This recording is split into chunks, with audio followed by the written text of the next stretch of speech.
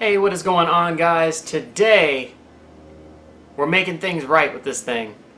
I finally got that alternator out last night, as you can see right there on my bench. My neighbor Dan came over, helped me out. This is the aftermath.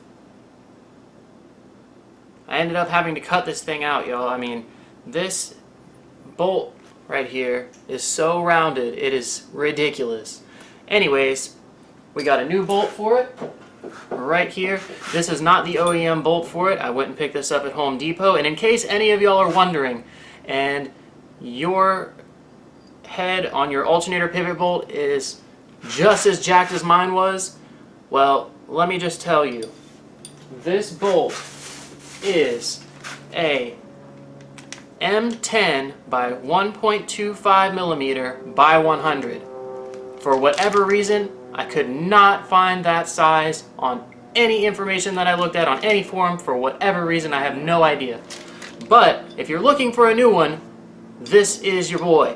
So let's get this thing backed out a little bit to where I can work on it and replace this thing.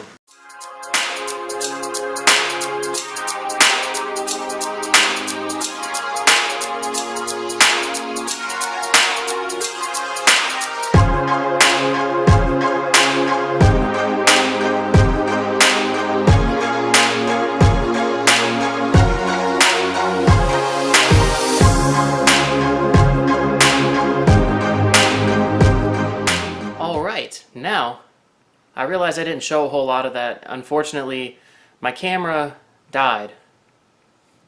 But I got it hooked up on the cord right now, and I got everything back together. So let's start it up and see if it still squeals, or blows up, or catches on fire, or any of the other things that old cars like to do. Guess we'll find out.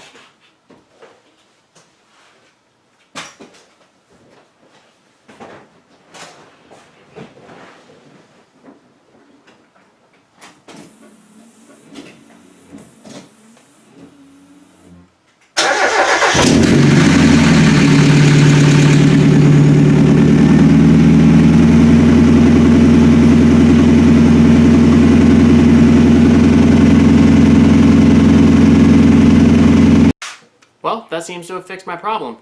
If you ever have any trouble finding out which bolts go into that alternator, like I said before, I think I mentioned the pivot bolt before, but the tensioner bolts, I know a lot of people, sometimes they go missing, they just rattle their way out, whatever. The bolts that I ended up using were a M8-1.25 x 60 on the actual tensioner bolt, and then I also replaced my bolt that went in to hold the tensioner in place, just because my threads were a little cracked, and I replaced that with a M8-1.25 x 40. They seem to do the job. They thread right into everything that they need to thread into, so yeah.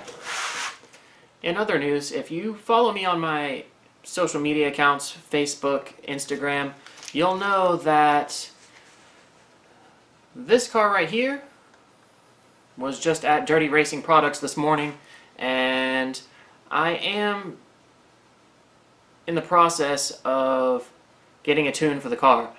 I talked to them this morning for a little bit. Their tuner won't be in until the end of May, early July, so I'm going to go ahead and wait for them to be in, that way that he can run it right then on the dyno, tune it right then. I don't have to worry about an e-tune. He can look at everything then, run the car multiple times if he has to, make as much power as I can with the mods that I have, and it'll be fast. It'll be fucking awesome. So I'm really stoked on that. I'm really glad that this car is not squealing anymore. That was just flat out embarrassing. Every time I went to start it up, squealing for sometimes up to 5 minutes. It was just so dumb, so loud, so stupid.